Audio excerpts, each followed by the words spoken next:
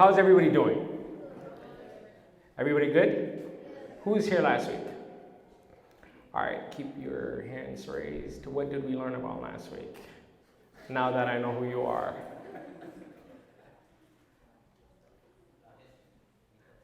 Oh, we learned about history, yes.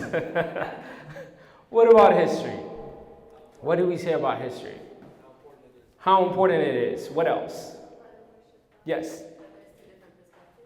Two different perspectives, yes. Yes, traditional, non-traditional. Yes, what else? How it can inspire us? Absolutely. What else? Not to listen to me? Yes, we did talk about that. Excellent point. So, some of the things we talked about is why it's important to learn about history. And you guys said it all. It gives us knowledge.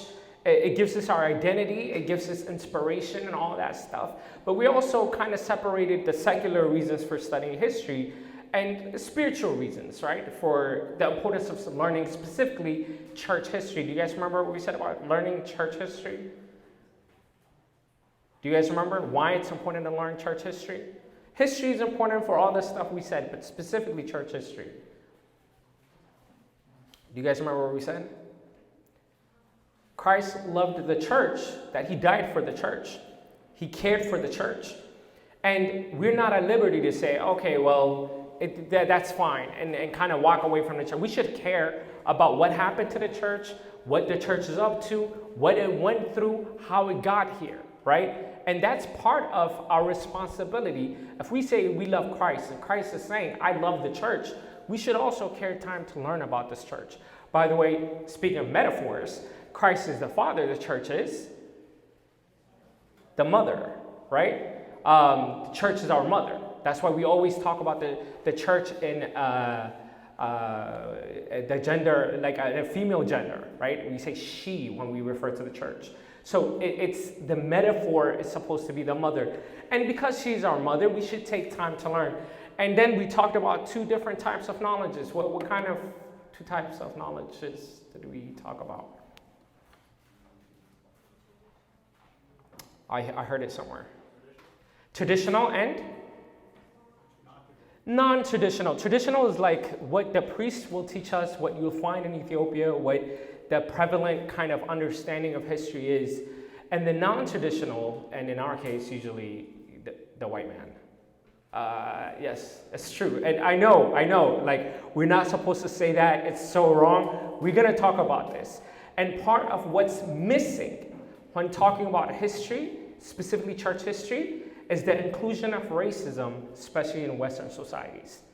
And we need to feel comfortable to start talking about race and the role it played in taking away our identity, specifically when it comes to church history.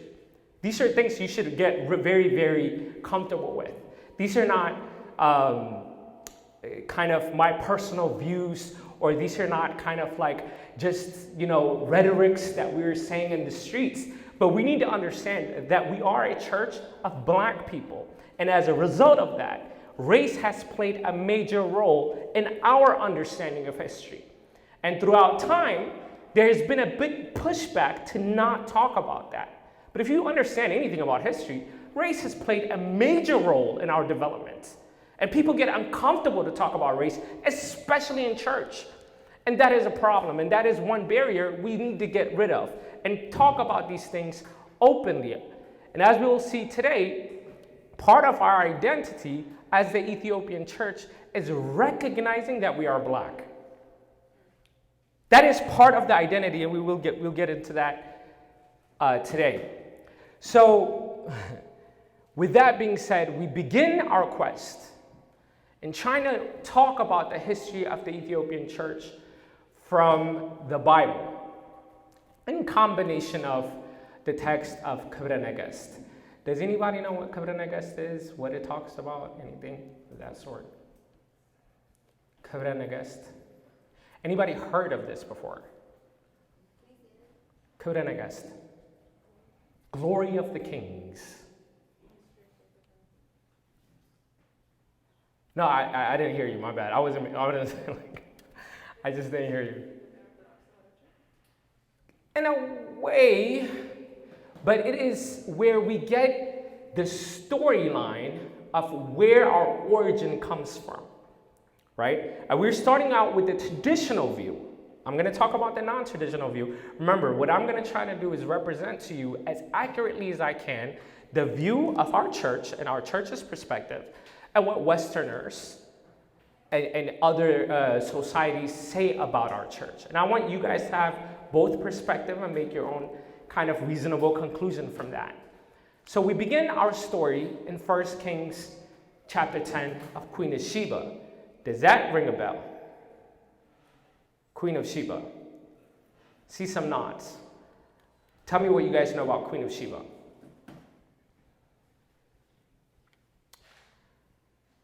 Just a name? We know that she's important. So Queen of Sheba, well, let me get to 1 Kings chapter 10. So in 1 Kings, we have Solomon who just took reign after King David. And King David, if you guys remember the story, he wants to create a temple for God. He recognizes that there needs to be a permanent residence for God. If you read the book of Exodus, we see that as the Israelites were traveling, they had tents with them where they would house the Ark of the Covenant. We talked about this last time, right? But eventually, there was a need to establish a permanent residence. Once they entered the promised land that we had told about throughout the Old Testament, now people started making their own houses. They didn't have to travel as much. And if they got a place of residence, then it was time to start making a temple, a permanent residence for God. This is interesting, how biblical times and the holy men, the holy people who existed before us, what they were focused on. You see, they were recognizing that their personal interests and their personal desires were fulfilled. They built their homes. They had their lives in order. Then the next thing they were thinking is, but what about for God? What am I going to do for God? In our society, here we are. There's a lesson to be learned here. We have a place to sleep. We have our own food, our own desires kind of fulfilled. Now the question is, what are we going to do for God? What are we going to do for the service of the church? Of course, we've talked about here, through the grace of God, one day we will build a church of our own for this group that we're doing. What is going to be our role in making sure that we contribute to the success of building a church? These are questions that Solomon had. And he began to construct one of the biggest temples the world had ever seen. Now, think about it logically. If he's building this huge temple, what would he need? He needs material. He needs things from other parts of the world. So he starts international relations from other parts of the world. And he encounters a merchant by the name of Tamrin. I may be mispronouncing it.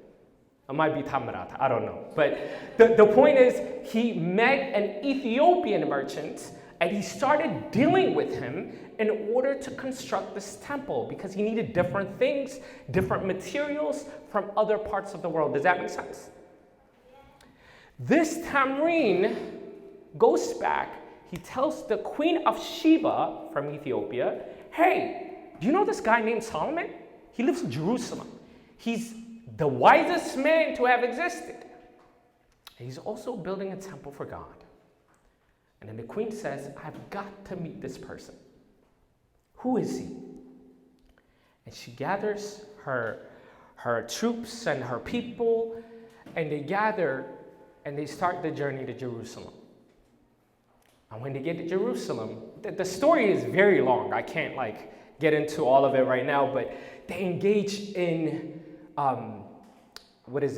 Proverbs, and they exchange wisdom-like conversation. It's very intriguing. And she asks some questions about wisdom, and they talk about God, and in a very elaborate conversation, King Solomon sets up his tent in a way where she's behind him, and then he shows her the custom of Jerusalem. So she's learning, she's there, she gets to see how things are conducted in Jerusalem. Again, notice what they're spending their time doing. This is her vacation, right? The things that mattered to that society were things that mattered in reality. Things of God, higher being, things of justice, things of humanity. And it's not just biblical times. Even in our parents' generation, the things that they talk about are things that have content. You know, we always make fun of our parents for talking about politics or things like ethnic feud or something like that. But in reality, if we go a little bit deeper, what they're talking about is humanity. They're talking about the livelihoods of people. Yeah, ethnic feud and ethnic politics is wrong and we shouldn't be engaged in that. But the idea of caring about people is something that should really bother us. The question is, what do we talk about? What is most of the time when we get with our friends, what are the subject matters that we talk about? There's and I forget his name, I felt bad for this, but just a few weeks ago, there was a non-Ethiopian person who did a presentation on the status of Ethiopia and all that at Medadalam Church. And his observation was, you know, at a dinner party or something like that, the women would congregate in the kitchen and the men would go into like a different room. And he said, what do the men talk about? And someone said, like games or sports. He was like, no, that's what the Western society talks about. But Ethiopian men, they talk about politics. But that's humanity, about people, you see? But here, something has happened in the culture, especially with the youth, that most of the time we talk about sports and girls, and that's it, right? At most school, work, my boss, I hate her, she hates me. I'm sure that person is racist. Like, you know what I mean? Like, it just kind of ends there. Like, there's no depth to our conversation. And the question is, why is that? Why is that? Just from one generation ago, things are changing. Do you guys know who Karl Marx is? Tell me about him. What do you guys know about Karl Marx? Yeah, in the back. He's a philosopher and economics. At any point of it, he's a scientist who studied forms of economy, and the primary idea that he created was communism. Let's say socialism. Socialism led into communism, but yes. So Karl Marx in the 19th century was a philosopher, talked about economy, and he had a huge problem with capitalism, right? And the way that people were being exploited. And he recognized there was a gap between the rich and the poor. Are you guys with me? Are you guys with me? There was a gap between the rich and the poor.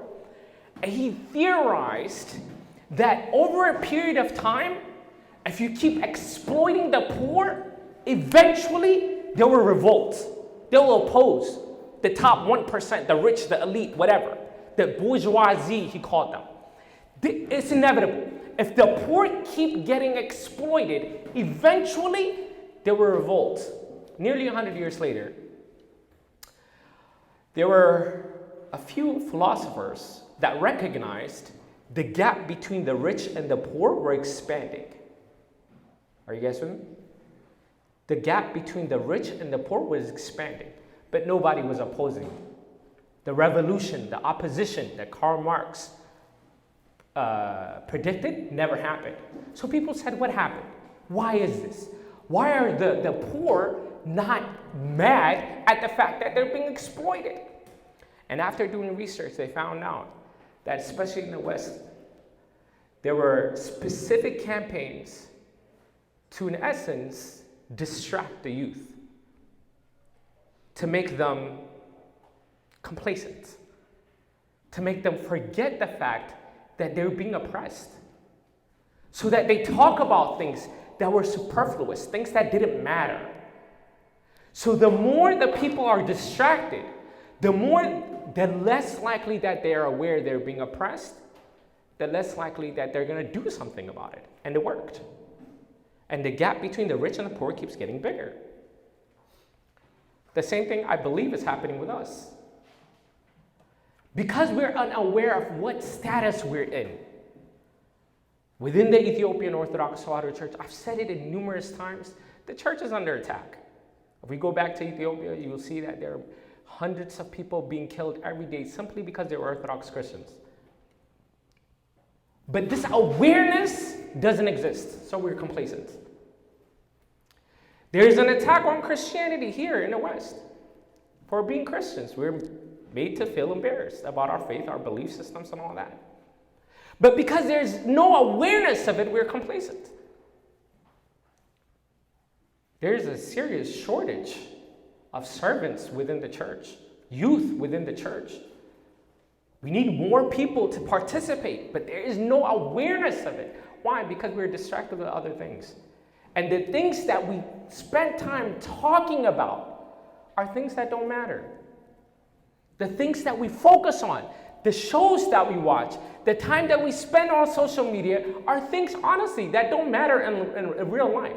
We watch shows just laughing. By the way, TikTok, there was a theory that even the algorithm, you guys know about this? That they use in America is different from what they show in China. So in TikTok, like the videos they watch, apparently, I haven't verified this, the algorithm is about like students doing math problems or like things like them going to school. Whereas in America, they show them a kid like falling off a stairs and kids laughing, ha ha ha ha, and just like laughing, doing pranks and all this stuff to capture their mind and get them to not focus at school. What you watch, what you talk about will determine whether you're aware of your condition. When it came to Sheba and King Solomon, they were aware of their status. They knew what they were there for. She was a queen, he was a king. And they talked about things that mattered. But of course, they're human beings. And just like human beings, they have desires. The story is long. I'm not going to get into it. You could read it on your own. But eventually, King Solomon and Sheba, they make happy time. There's no other way to say it. And they're very happy. So after, they do what they do, Queen Sheba says, I'm going back home. And she goes back to Ethiopia, but on her journey back, she has a child and she names him Ibn Melek. According to the Ethiopian scholar Blatten Getaharui, Ibn Melek, by the way, does anybody speak Arabic? No? Ibn means son, Melek means king. Ibn Melek means the son of the king. But over a period of time, through what we call corruption, like people don't really speak Arabic in like Ethiopia or whatever. So, right? So the idea is the word Minilik came from the original son of the king. You guys heard of Minilik, I hope. Not from the 19th centuries or what. I heard that guy is controversial, not him. But Minilik the first, we call him. The first Minilik. Yes? Yes? So this Minilik is born from who? Solomon and Sheba. And he goes to Ethiopia, he grows up, and then he goes back to Jerusalem to meet his dad. He tells him who he is. And then, again, the story is long. I'm not going to get into the details. I want you guys to capture the main things. He brings back the Ark of the Covenant back to Ethiopia with him. And that is how the Ark of the Covenant is believed to have gotten into Ethiopia. So when you ask the traditional view, our history goes back to the time of King Solomon, where we see this queen of Sheba from Ethiopia heading over to Jerusalem and having a child with King Solomon. Now, the source for the glory of the king, so Kibra Negest, is interesting in itself, and there's many things to say about it. And I want you guys to get an overview of all this stuff and what it means so you guys could really understand where we get our history from. Now, the Kibra Negest presents itself to be a document from the Council of Nicaea. Now, if you guys don't know what the Council of Nicaea is, I'm going to get to that later on today. But there was a council in the 4th century among church fathers, and the Tewahedo is an account, an apparent account of what took place there. And this father named Dematios claims he found a book in a church named Sophia. Now, Sophia means wisdom. So he claims he found this book, and in this book is where he found all this stuff about this queen of Sheba going to Ethiopia and doing all this stuff and all this stuff. He tells this account. But then he continues on. By the way, the Tewahedo, I know you guys don't know about it. It's very important text for our history, for our identity, like in Ethiopia. And I'm gonna talk about that. But he continues on, and he gives a paraphrase of the history of the Old Testament. Not the Bible particularly, but of history. What happened before Jesus. With a particular attention in Ethiopia. You guys with me? And he focuses on genealogy. What do I mean by genealogy? What's genealogy? What is it? I hear of yeah. Tracing descendants.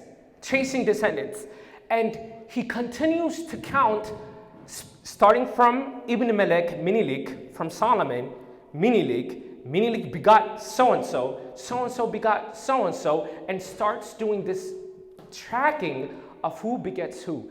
This arguably becomes the most important text for the history of Ethiopia.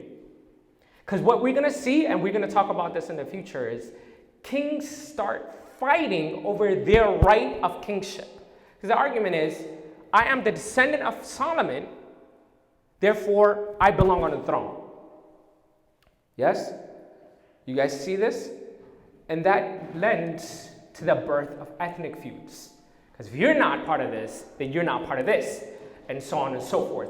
It becomes extremely important later on. Again, arguably, this section of the book becomes the most critical point of our history. To give you an example of how important this text was, consider the following. Do you guys know what the Magdala collections are? Yeah. There were stolen collections from the library of Magdala when the British came to fight. Exactly. In the 19th century, when the British came to fight with Ethiopia, they looted the country and they stole hundreds of manuscripts, along with other important material. This is actually, a friend of mine brought this to my attention about like a week, 2 weeks ago. And I know you guys don't do like a lot. What's a manuscript? We talked about manuscripts before. What's a manuscript? Historic texts written on animal skin, and this is how people used to write back in the day. And this is a recent manuscript, a historic text, discovered in the West, I think British or something like that.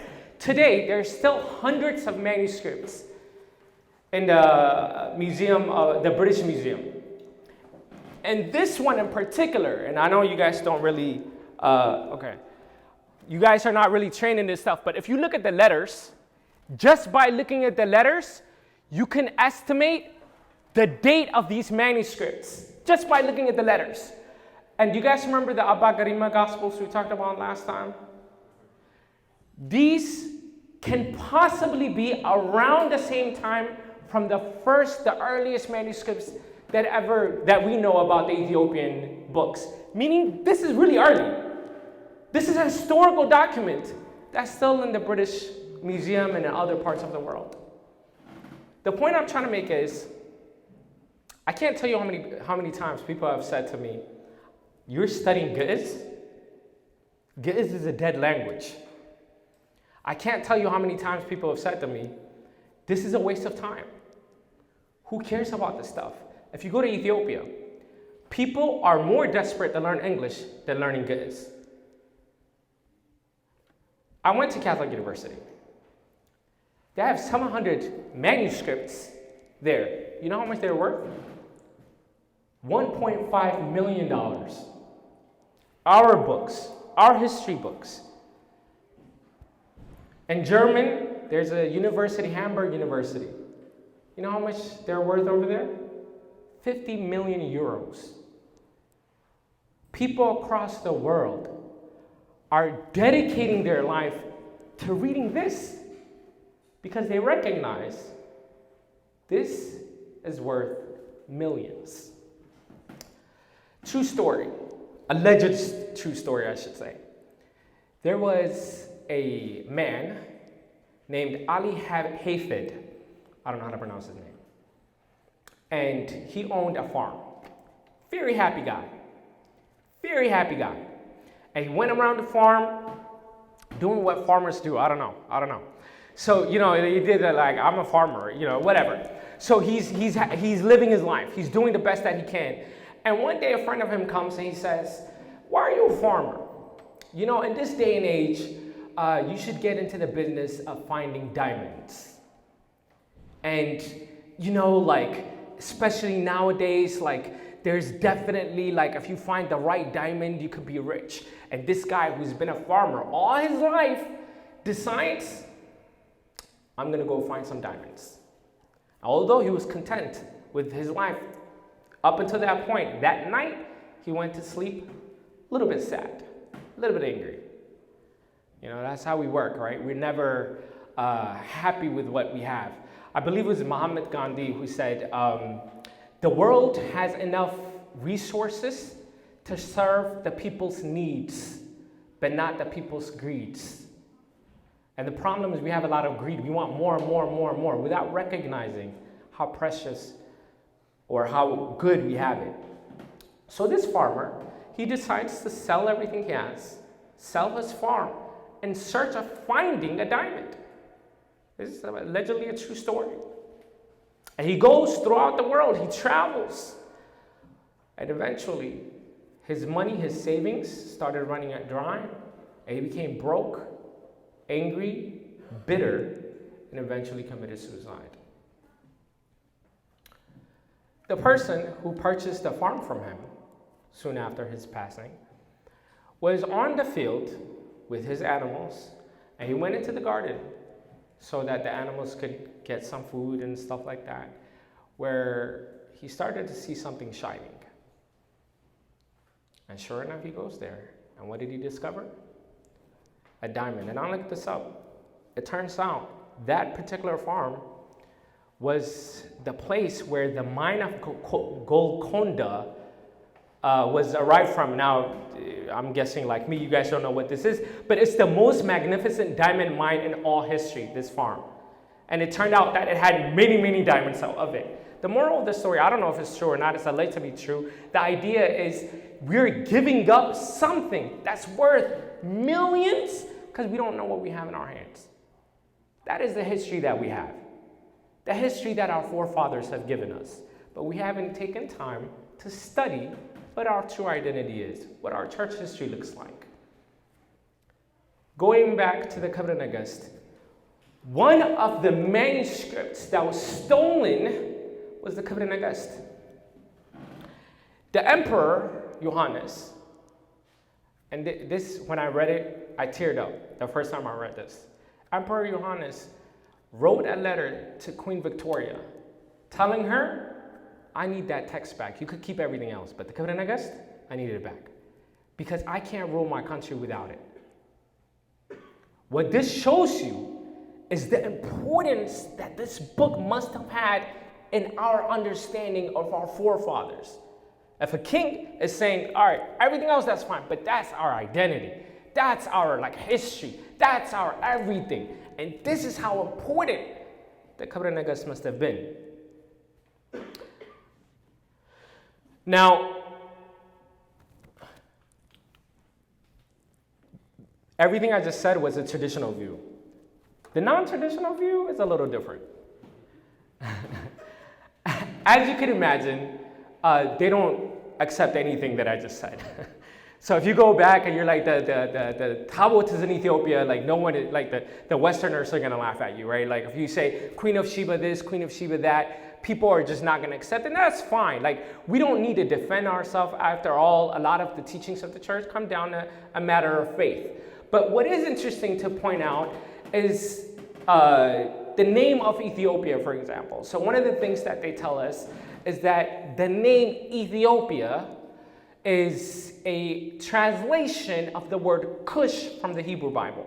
Now, I'm not going to spend too much time talking about the Bible. If you guys, I've made like many talks about the translation of the Bible, how the Bible came to be, why we have 81 books and the others have 66 books. I've done a lot of talks about that. If you're interested in it, we can put it on our website. But what I do want to say is, for those of you who don't know, the Old Testament was initially written in what language? Initially? Hebrew. In the Hebrew Bible, this region was called Cush in the Hebrew Bible. Now, the Hebrew Bible was eventually translated into Greek, and in the Greek, this region was called Ethiopis. And that's where the term Ethiopia comes from.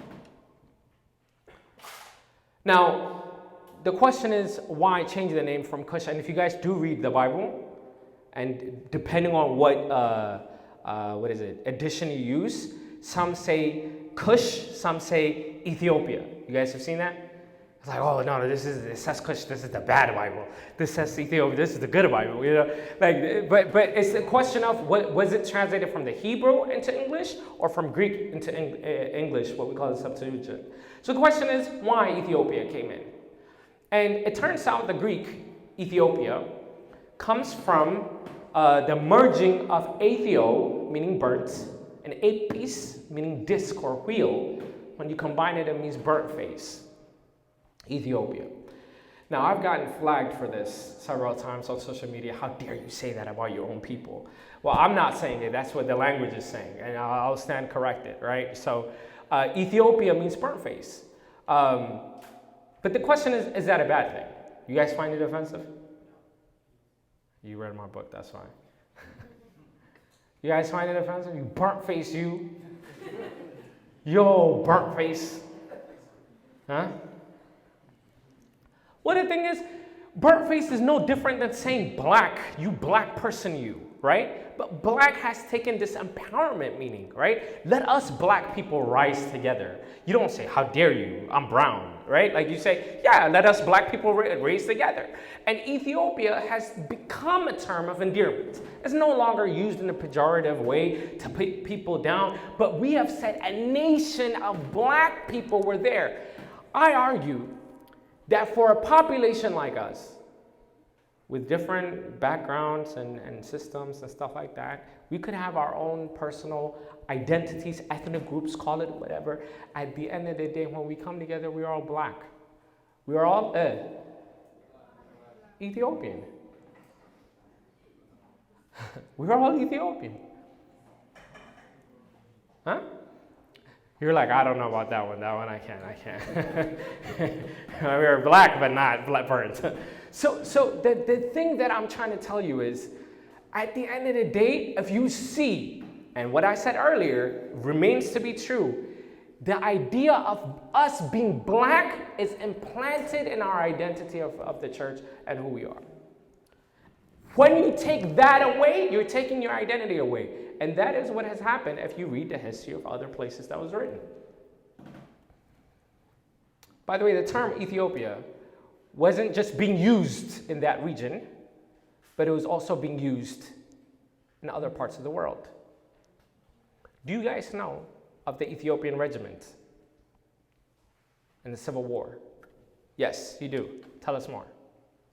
So basically, this general called issued like this Ethiopian regiment, and it basically consisted of like African American, previously enslaved soldiers who were promised freedom if they fought for the wars. That's almost verbatim what it says from Wikipedia. Like, that's amazing. Like, I'm like reading along. I'm like, yeah, yep.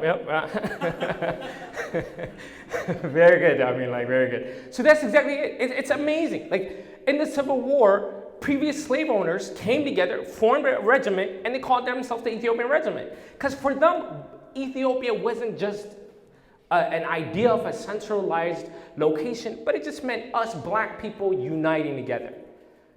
Does that make sense? And it's not meant to like say other identities, other nations, other places don't matter. But it's to say that unity is important. And fracturing each other is actually not a good thing. And the same thing with Marcus Garvey. Do you guys know what Marcus Garvey did?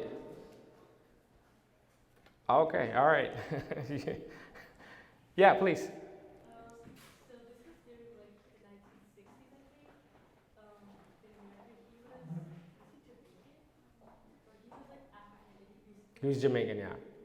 he wanted like, he called for Africans to like unite in their like African heritage.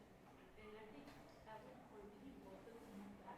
Absolutely. He wanted people to come back to Ethiopia. The African Americans throughout the world, he was calling for people to come back to Africa.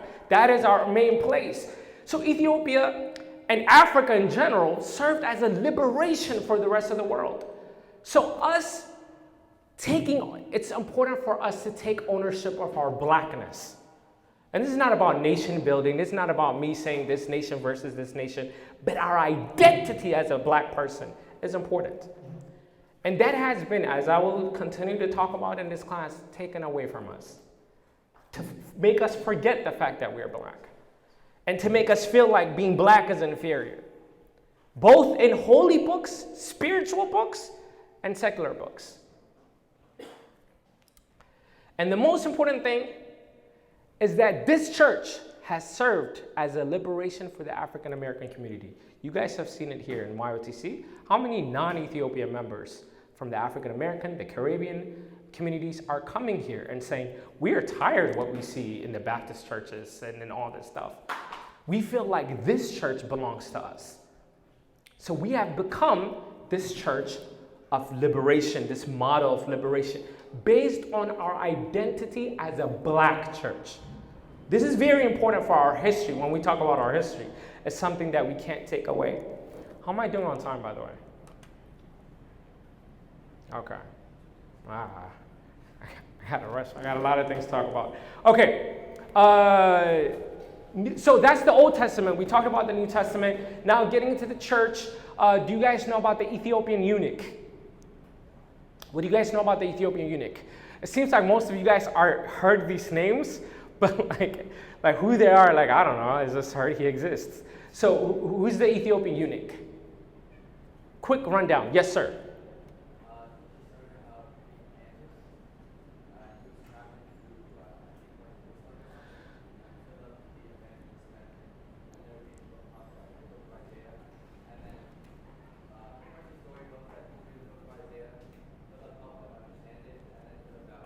Very good. So he's an Ethiopian man who comes to Jerusalem. We're going to talk about that story later. He encounters Philip. He's baptized and becomes the first Ethiopian man, right? Now he's called the Ethiopian eunuch. Does anybody know what a eunuch means? You know, I have to get into this. Sorry, guys. Yes. It does not mean servant. Things are about to get extremely uncomfortable. If that was your understanding of eunuch, I apologize. Yes, sir.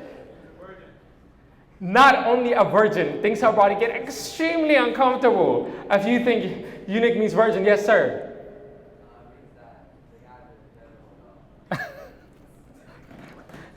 You went right for it. I was trying to find like a softer way to say it. So it means a man who has gotten rid of his manhood.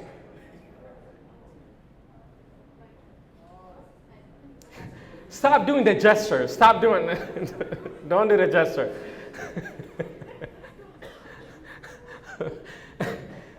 So a eunuch is someone, a man, it's not a woman, someone who gets rid of his manhood. If you don't know this, ask your parents. So that is true, generally speaking. Generally speaking. But it's not an absolute truth. And here's why it's important to learn history. A eunuch, in general terms, and according to the Greek word eunuchos, was a word that meant someone who served the queen, whoever said that. That's what the word meant. Generally speaking, the person who served the queen or the majesty or whatever, they would be absent from sex so they don't come as a threat to the kingdom. They don't have kids. If they don't have kids, their children won't be fighting for the kingdom, right? So there was no threat to the kingdom at all. So these eunuchs were people who voluntarily, involuntarily, whatever the case is, generally speaking, didn't have children or had sex. This same word, eunuchos, if you read the Greek, appears in Matthew chapter 19, verse 12. That same word appears here. And it says, some are born as eunuchs. Some are born as eunuchs. Right there and then you see, this word is not exclusively meaning someone who gets rid of their manhood. Because if you're born that way, it means you could be asexual. It says, some have been made eunuchs by others. This is the thing. That's the thing. And it says, some choose not to marry. By the way, this is not a good translation of English. This is why it's important to read the Bible in its traditional language. The same word it says, it's choose not to marry, is the same word as eunuchos. It's a person who willingly doesn't have sex for the sake of Christ or for whatever mission it is. You guys might be looking at me like, why is this guy obsessed with eunuchs? And I'll tell you why. Was it like a month ago, I think? I came across an article, and I wish I posted it here, of a so-called scholar citing this Ethiopian eunuch as a reason to talk about queer studies. And saying that this eunuch was actually asexual and part of the LGBTQ community. And that, because he's black and Ethiopian, the Ethiopian church has embraced it. If you don't write your history, someone else will write it for you. If you don't understand your own history, someone will interpret it for you. Now, this is not here to say anything about LGBTQ. We know what we believe. It's wrong. The Bible says it's wrong. But one thing you can't do is you can't corrupt texts and interpret it on our behalf. You can't do that. You can't start pushing agendas on our culture. But that is happening because there's no one reading these texts, understanding our history. There's no one who's telling the world, no, this is our history. So someone else is writing it on our behalf. That's the problem.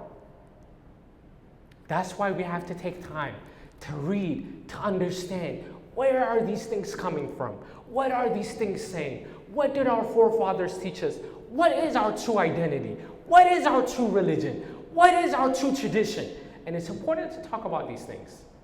Because if we don't do it, someone else will. Now, as far as the eunuch, I think everybody said it. If you guys don't know the story, I'll make it short because it's written about everywhere. But right after Christ's resurrection, the Pentecost happened where the Holy Spirit descended onto the 12 disciples and the church was born. And it says in Acts chapter 2 that there were 3,000 people near the temple there to worship because it was the Jewish holiday. Around Passover, people from across the world would come to pay respect at the temple. And one of them was this Ethiopian eunuch, who is not necessarily castrated. When he was there, he was reading the book of Isaiah, and as he's reading it, he encounters Philip. And Philip says, "Do you understand what you're reading?" He says, "No, I don't." And Philip explains to him about Christ. He teaches him about Christ, and they continue on the journey. And then he tells him about baptism and the importance of getting baptized. And they see a river. And the Ethiopian eunuch says, "I want to be baptized." This is important. This is critical. Why? It's not someone else telling him, "Be baptized." It's him as a black man saying, "I want Christianity."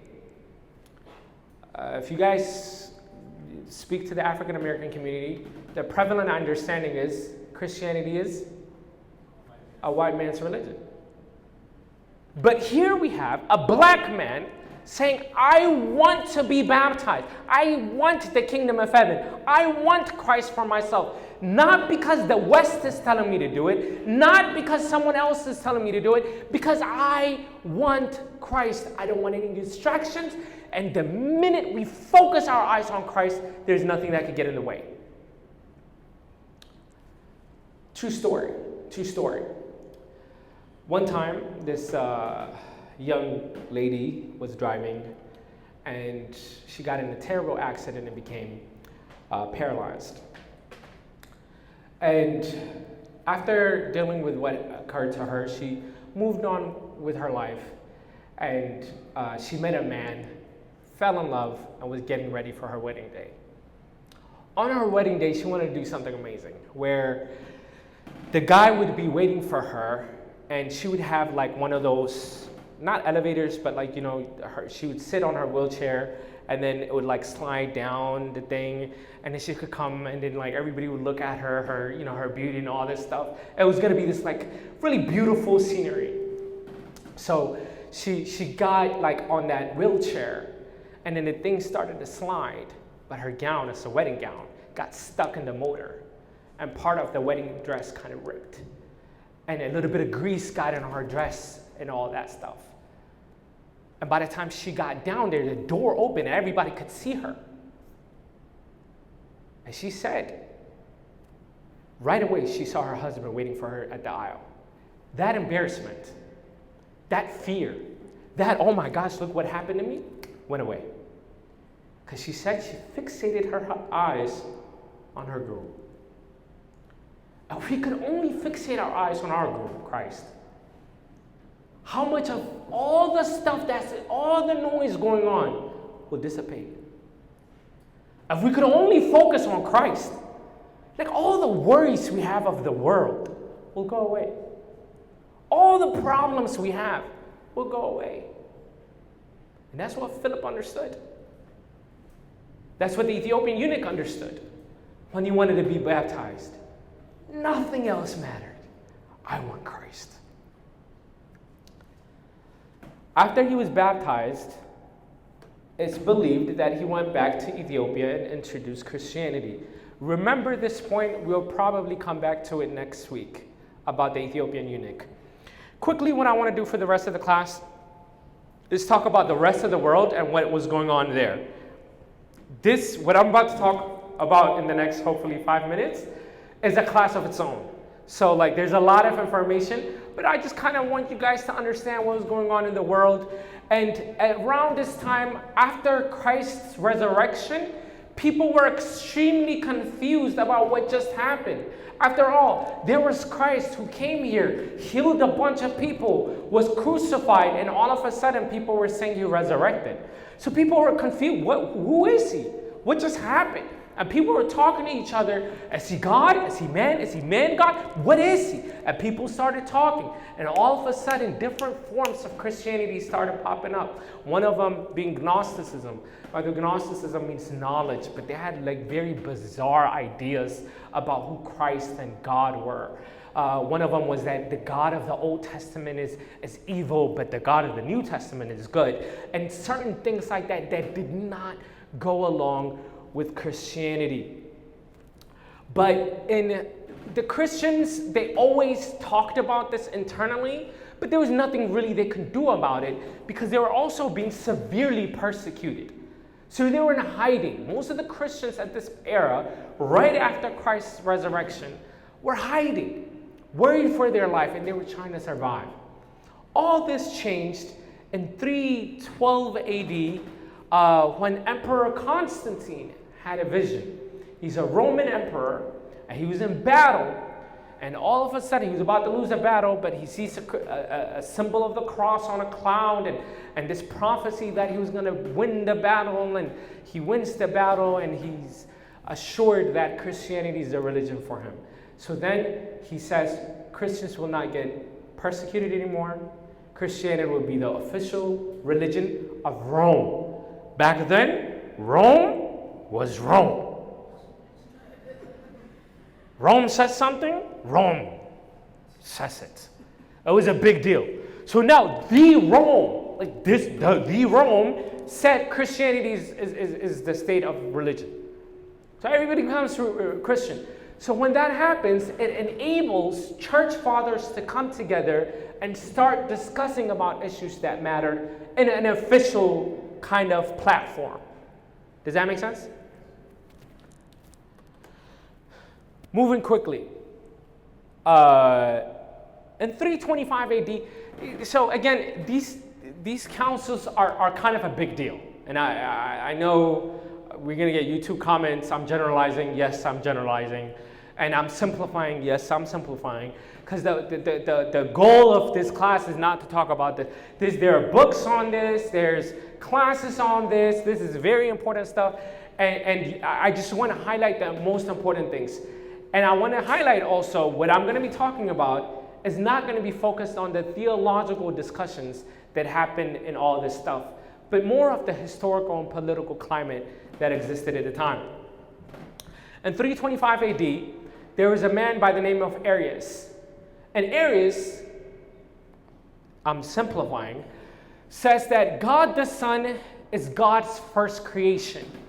So essentially, the Son, God the Son, is created. He's not a creator. Among the other things that were discussed at the Council of Nicaea, where all these church fathers came to discuss about church matters, this was one of the issues. So church fathers started discussing and looking at the Bible to create a formula for its citizens to understand Christ. And that is where the creed was born. The creed that we believe in one God, God the Father, the Almighty, created heaven and earth, all things visible and invisible. We believe in one Lord Jesus Christ, the only begotten Son of God. So all these formulas started being created here at this council in order to address the fact that there were some people who were going astray from what they believed the Bible was saying. Soon afterwards, in 381, there was another council in Constantinople. Heresy of Macedonius, along with other political stuff, was addressed. His main heresy was that the Holy Spirit was subordinate to the Father. Again, the creed was finalized here to ensure that the Father, the Son, the Holy Spirit are one in divinity, one in are co-eternal. And third council, and these councils again emerge when church fathers are coming together to address issues that pertain to the church. And the main heresy here was of that Nestorius, and his argument was Mary is the Christotokos and not Theotokos. What that means is he was saying Mary is not the mother of God. She is the mother of man. And Christ was basically a container for divinity. Christ was the container of divinity. The divine was in him, but he was not one. Again, I don't want to get into the theology too much, but St. Cyril showed that Christ has one nature, that he's fully man and fully divine. So as these councils were happening, something interesting was happening politically. And this is very important to understand. The Rome, we talked about, the Rome was beginning to decline. It was falling apart, and rapidly. And initially when the church was forming, according to the Gospel of Matthew chapter 16, verse 18, where Christ tells Peter, "On this rock I will build my church." Speaking about Peter, Peter goes and forms the Church of Rome. So the Church of Rome says, Peter, the one that Christ said he's going to build the rock on, that's us. So we have supremacy over all other churches. We are important. Everybody else, oh, you guys are good, but we are the Church of Rome. No one should go against us. No one should speak against us. And Pope Leo, and I don't want to get into, again, there are a lot of details here that I'm passing over. Pope Leo had theology that mirrored the church to Christ's time in this world. And he said, Christ's mercy is like the mercy that's shown in the church. Does that make sense? I was like, oh, that's so beautiful. Oh my gosh. That's so beautiful. But the problem is he believed the act of giving mercy, that power of giving mercy, was given to the bishops of Rome or nobody else. So they had the authority to forgive. They had the authority to not forgive. To the rest of the bishops, they were like, that doesn't sound like Christ at all. It doesn't sound good. In this political climate, there was a man by the name of Eutychus. I never know how to pronounce his name correctly, so I apologize. And Eutychus was summoned up by a church who pledged allegiance to Rome. And he was asked about his faith and what he believed in. And the guy Eutychus, like he was not very well learned, and he incorrectly answered some questions, and he was excommunicated. The bishop in Egypt said, I did not know about this meeting. He's in Egypt. But Rome said, it doesn't matter, we're Rome. Egypt said, that doesn't sound fair. Eventually, the Egyptian bishops, they were like, okay, let's talk to Eutychus. They bring him over and they're like, hey, what do you believe in? Eutychus says, look, I don't know what they asked me, but I believe the same thing as my forefathers. Eventually, the Egyptian bishops and the other of them, they said, okay, you're back in the Christian circle. What do you think happens at this point? What do you think the Romans are going to say?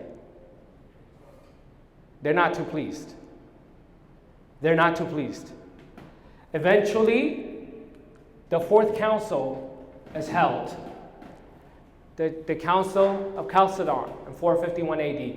Again, I'm simplifying a lot of things. I don't want to get into it. But part of the things that were raised was, of course, the nature of Christ, this idea of two natures versus one nature thing. We're not going to get into it. But the main thing that drove it was this power struggle between Rome and the rest of the world. And they thought it was unfair that the Church of Rome kept saying we are supreme to other churches. Eventually, a decision was made that the Egyptian bishops just felt like it didn't go according to the Bible. And once the decision was made, the Egyptian bishops said, we cannot agree with this decision. And they rejected the council. Are you guys with me? They rejected the council. And when they rejected the council, in a very moving way, and the story is again very elaborate, the bishop leading it was Dioscoros, the Egyptian bishop. He's arrested, he's beat, he's taken away, his teeth fall off. And he takes his teeth and he starts giving it to the rest of the world to show them this is the price of defending your faith. This is what it costs to defend your faith. And from that point on, there is a schism, a division within the church between what we call non-Chalcedonians and Chalcedonians. The Chalcedonians are what we call the Catholic Church, the universal church they call themselves. The non-Chalcedonians are the Coptic, Ethiopian, Eritrean, Syrian, Malankara, and Armenian church. Malankara is the Indian church. These churches begin to operate on their own circle, and the Chalcedonian church, that is the Catholic church, begins to operate on their own circle. If you read church history in the Catholic Church, the presence of the non-Chalcedonian church is not recognized. They rarely write about it. They rarely talk about it. And the idea here is, of course, our voice, it didn't even matter, right? Because they say the first schism happened later on in 1054 or whatever the case is. But this is where we as the Ethiopian church say our history kind of goes back to. So if somebody asks you, by the way, like I always get in a fight with people when they're like, I'm Russian Orthodox. I'm like, no, you're not. Russian is the Eastern Orthodox Church. They're part of the Chalcedonian Council. We are the non-Chalcedonian Church, or some people might refer to it as the Oriental Orthodox Church. So I'm not going to get into the councils too much, but this is kind of the overview of how the schism happened, and we're going to go in different ways. Next week, we'll see how the establishment and the relationship between Egypt and the Ethiopian church started. That's all I got for today. Do you guys have any questions for me? Yes? I can't hear you, I'm sorry. Very good question. So in 1051, 4, I always forget, it's 1050 something. There was another split that happened between the Catholic Church and the Eastern Orthodox Church. So that split, so if you could think of it, maybe I should have brought like a timeline. In 5th century, 451 AD, we have the first schism of the Oriental Orthodox Church, that is us, and the Catholic Church. So here's the Catholic Church. In 11th century, there's a split from the Catholic Church and the Eastern Orthodox Church.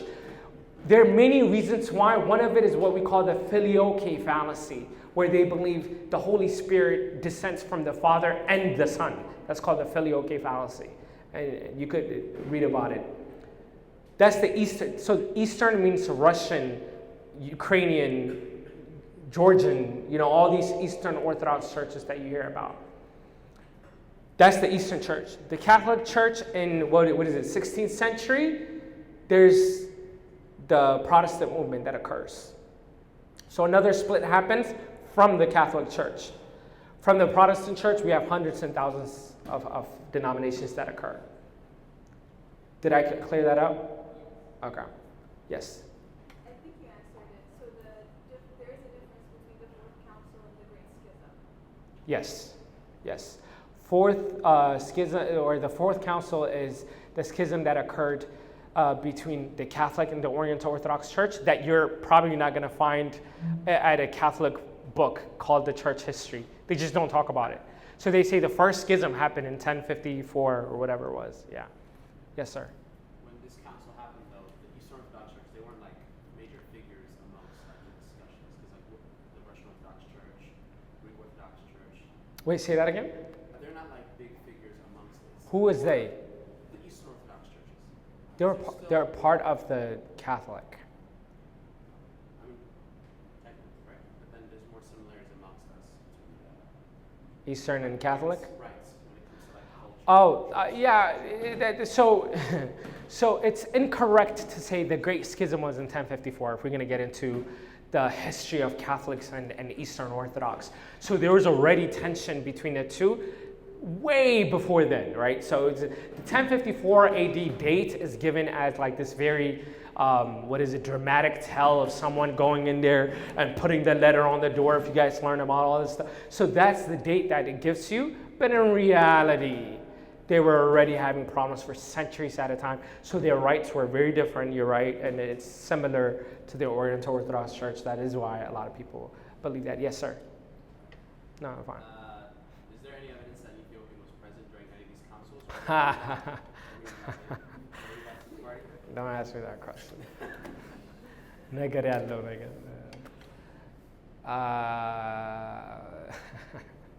Yeah. He's asking a very, he knows the question he's asking. Okay. In the back. Yeah. You guys are funny. So the word Oriental means Eastern, which is like, so, like they're trying to start up stuff. So Oriental means Eastern. So like if you go to the Coptic church, they don't use the word Oriental. Because Orient, is it French or something? It means East, right? So when you're like the Oriental Orthodox Church, you're saying the Eastern Orthodox Church. So you're saying the Eastern Orthodox Church is not the Eastern Orthodox Church. You know, so like a lot of Egyptians are like, no, like we're Coptic. That's what they say. But, when they say, when I Google stuff and they say the Ethiopian church is the Coptic church, because Coptic doesn't, it's a good name for the Egyptian church. It's not a good name for us. We're not Coptic, right? By the way, Coptic is also a language. I don't know how many people know this. but it was a local dialect in Egypt and all that stuff. But we're not Coptic. So the Ethiopian church, but the church that really, the name, if we did have to be like, use a name that kind of unifies everybody, it would be the non-Chalcedonian church. Because it's to say that we did not accept the Chalcedonian churches. So Oriental, the name Oriental is not accepted by everybody for that reason. But that's more of a linguistic issue. Yes, ma'am. What is the Ethiopian eunuch's name? Bakos, yes. I blanked out. Bakos. Ba. Did you say papas?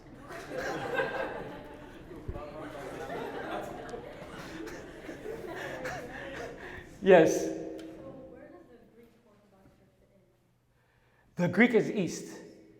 Yeah, very good question. Yeah. Yes. So did King Johannes get the book back from Britain? Yes, I believe he did. Very good question. Yeah. I was like, oh my gosh. That was very heartbreaking when I read that. I mean, can you imagine, like, your country gets looted, and then you're like, oh, I gotta write the same people that just stole from me. It's like, like you're going down the street, somebody's like, give me your money. You're like, okay, and then you write him an email saying, hey, like, I just like need the picture back or whatever. Like, it's just like, you know what I mean? It's just, oh my gosh, like, I don't want to have, and then you have to be nice to them. You know what I mean? Like, it's just, yeah. So I'll say this. History happens, right? History is ugly. And you learn from it and you move on. My problem is it's still happening. They still have the books. It's, again, going back with this idea of like somebody steals your phone and wants to talk to you about, hey, do you see the phone I stole from you? Like, look at it. Isn't it shiny? Yeah. And that's what's happening. That's literally what's happening. And it really does bother me. The fact that we're not angry enough. By the way, I heard this sermon once that really changed my perspective is all the emotions we have are from God, right? And oftentimes we think about anger in a negative light. And there's a positive anger and a negative anger. Of course, that negative anger we all are aware of. But there's positive anger. And the positive anger is we should be angry at the fact that our holy books are stolen. That's not something we should be complacent about and sit back and say, well, things happen. But it should be angry enough that we do something about it. Does that make sense? One question to think about, though, and I have this interesting conversation with one of my non-Ethiopian members, is what would happen if they did give us all the books back? They said, you know what, you're right, let us give it to you. Where are we going to place it? One of the things they did, they digitalized everything. Everything is like, you could access it on the internet. It's temperature controlled. It's, like they're very well kept. Will we do that? Do we even know how to take care of holy books? Who's going to build a museum to make sure that they have we could take care of them the right way? So that's part of the problem, right? Like, we're not angry enough to do something about it. But there's a situation where this professor, he called me and he said he has funds, he has the money to buy all these manuscripts, but he doesn't know where to put them. He said, can you talk to your church and see if you could put it anywhere? I said, no, I can't. We have nowhere to put them. We're not ready for these type of things. That's because we're not working hard enough. We're not angry enough. I just hit my laptop. Apologize. Other questions? Okay. Great. I guess I'll see you guys next week for next week's lesson.